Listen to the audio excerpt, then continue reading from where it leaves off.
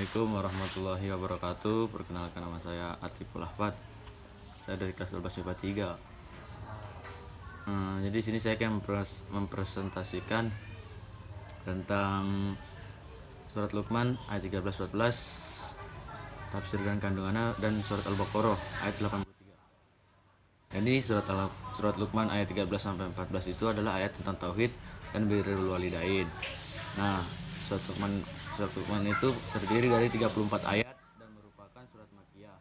Dinamakan surat Luqman karena memuat kisah Luqman Al-Hakim yang memiliki pemahaman mendalam tentang keesaan Allah dan memiliki hikmah. Adapun secara khusus ayat 13-14 merupakan ayat tentang tauhid dan birrul walidain, melarang berbuat syirik dan memerintahkan untuk berbakti kepada orang tua. Dan ada artinya, dan ingatlah ketika Luqman berkata kepada anaknya di waktu ia memberi pelajaran kepadanya, "Hai anakku, janganlah kamu mempersekutukan Allah. Sesungguhnya mempersekutukan Allah adalah benar-benar kezaliman yang besar.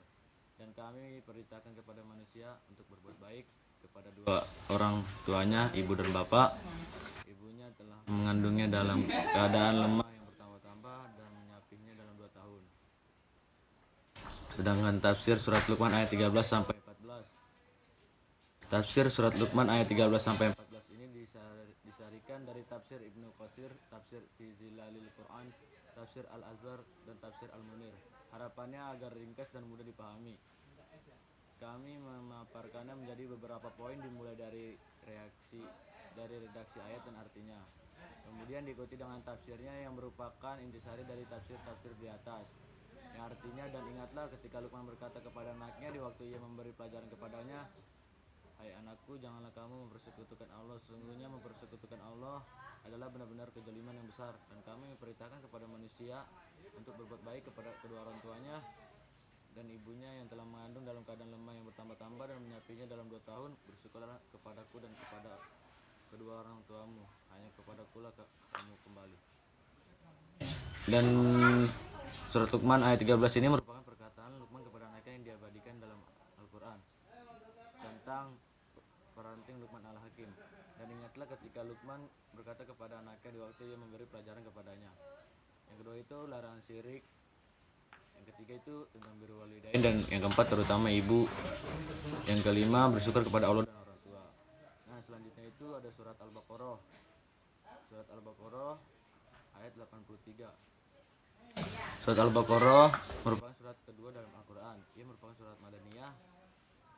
Dan adapun surat Al-Baqarah intisarinya yaitu surat Al-Baqarah ayat yang mengisahkan perjanjian Bani Israel kepada Allah untuk berpegang teguh pada pokok-pokok agama, mulai dari tauhid, berbuat ihsan kepada orang tua dan manusia, hingga mendirikan sholat dan menunaikan zakat. Isi kandungan surat Al-Baqarah ayat 83 yaitu: 1. Allah telah mengambil perjanjian dari Bani Israel yang berisi pokok-pokok agama yang harus diamalkan. Bani Israel telah sepakat dengan perjanjian itu namun kemudian melanggarnya. Yang kedua, kewajiban untuk menyembah Allah dan tidak menyekutukannya. Yang ketiga, kewajiban berbuat ihsan kepada orang tua, kaum kerabat, anak-anak yatim, dan orang-orang miskin.